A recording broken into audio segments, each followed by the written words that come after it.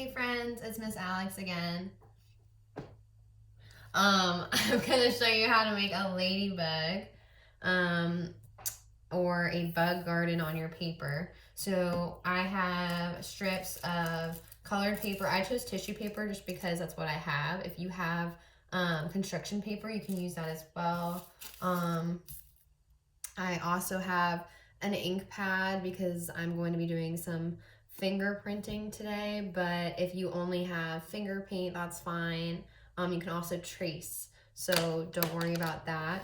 I have a brush and a paper towel as well as some glue. So I've noticed that children do really well when they paint the glue on rather than when they either squeeze it on or have to pull up the Elmer's glue sticks. This usually does a lot better and it will help. It's a pre-pencil exercise.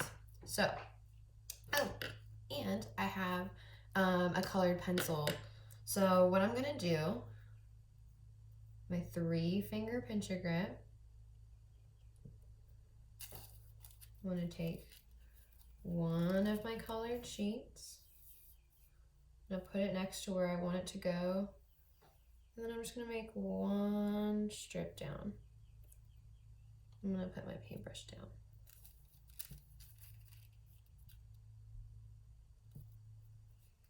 I'm just gonna rub my finger gently across it so it sticks. So that's the first one.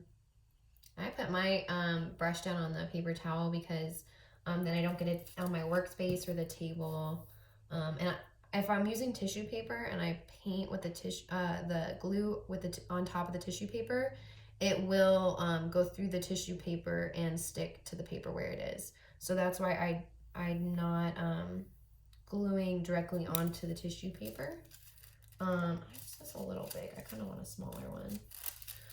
I chose to make my grass different sizes because that's how grass is. So if you want to let your child cut up the grass paper, then that's a really awesome exercise for them to do. They know how to use the scissors, and if they need help, you're more than welcome to help them.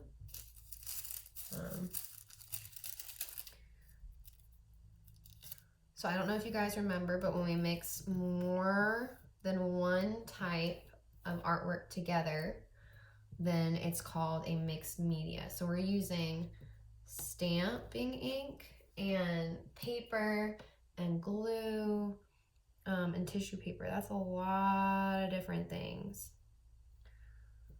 So this is a mixed media project.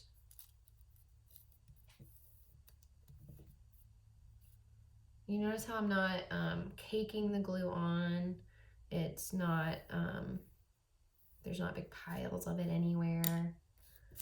Because I don't want a big pile of glue on my paper because then it wouldn't be dry enough to move on to the next part. I want to keep my paper dry enough to move on to the next part. I'm going to start doing these side over here because I don't want it to all look the same.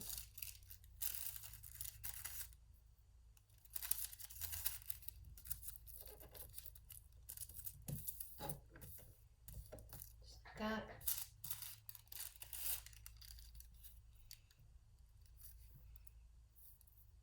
Now, if you want, you can make your paper pop off the page.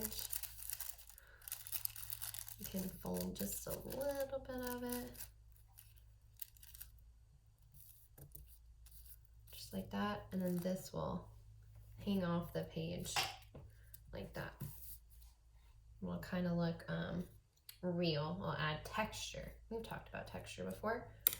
So to do that again, just added a little bit of glue. I just put the strip down on top of it with half of it loose. And that'll make it look like it's actually a piece of grass. And I have mine kind of tilted to the side. So then we're gonna do another one.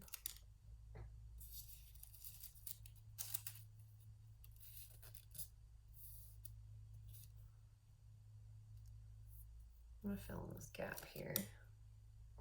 So I'm gonna add another little sprig of grass, just like that.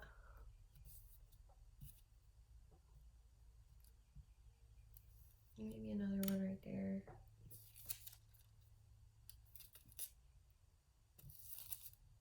Oh, and it's okay, sometimes you can pick up the paper in time to fix it. If not, more texture. So you can tell it's kind of starting to look like grass now.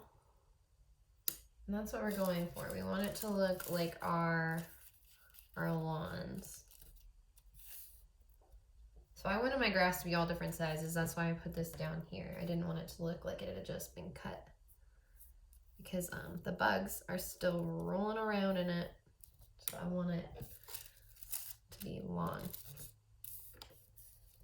There we go. And if I need to fill in a space again, I just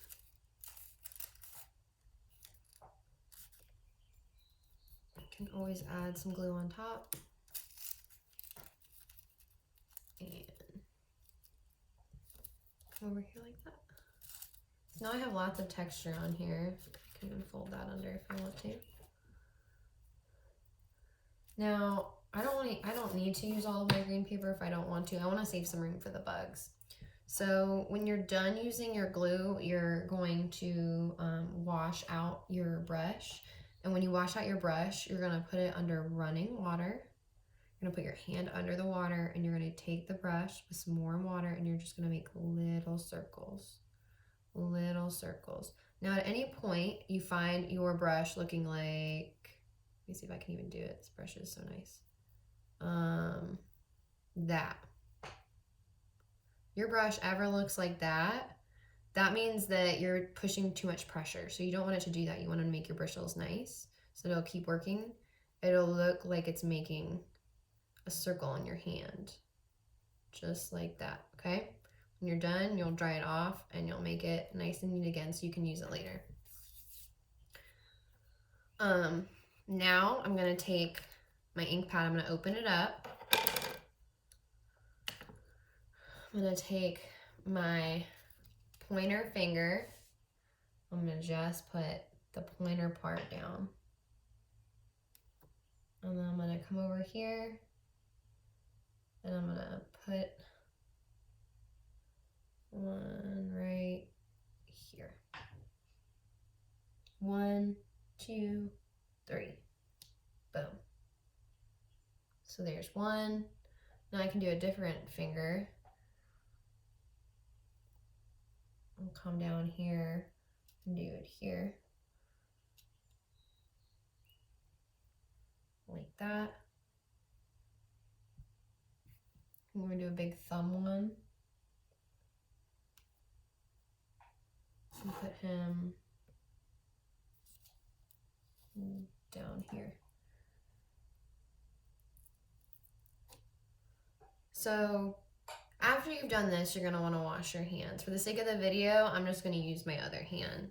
So I'm gonna cover up my ink so that it doesn't dry out, because I'm not using it anymore. I'm gonna take my pencil and I'm just gonna draw a little antenna, some little legs, 6 to be exact, because remember they're an insect. I'm gonna come over here, get some eyes. That. Add some spots. Like that. I'm gonna do the same thing over here. So I'm gonna start with the head.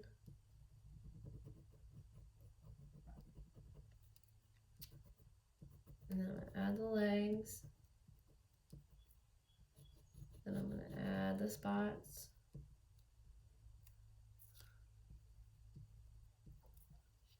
Just like that. And I can add antenna. And come back down here, I'm gonna add more spots.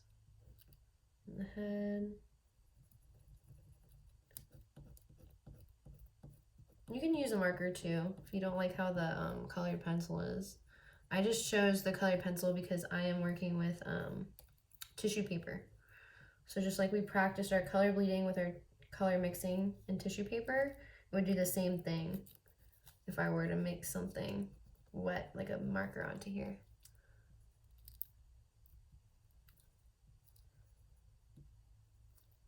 So now, not all my bugs look the same. They don't all look the same.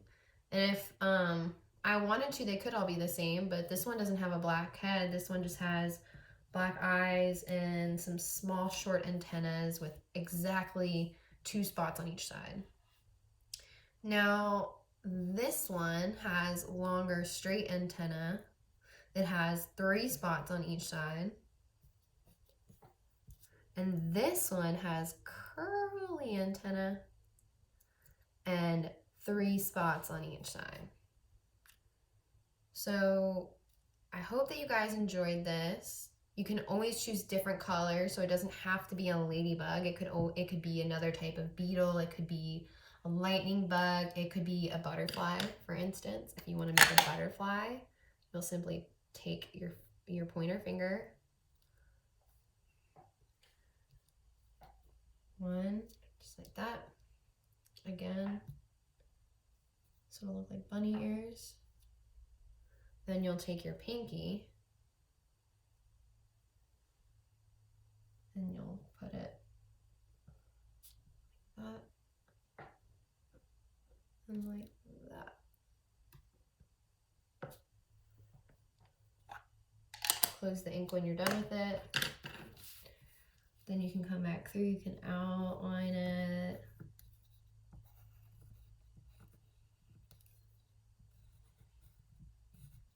Just like that.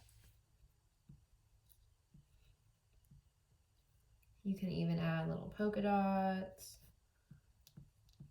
You could add little hearts if you wanted.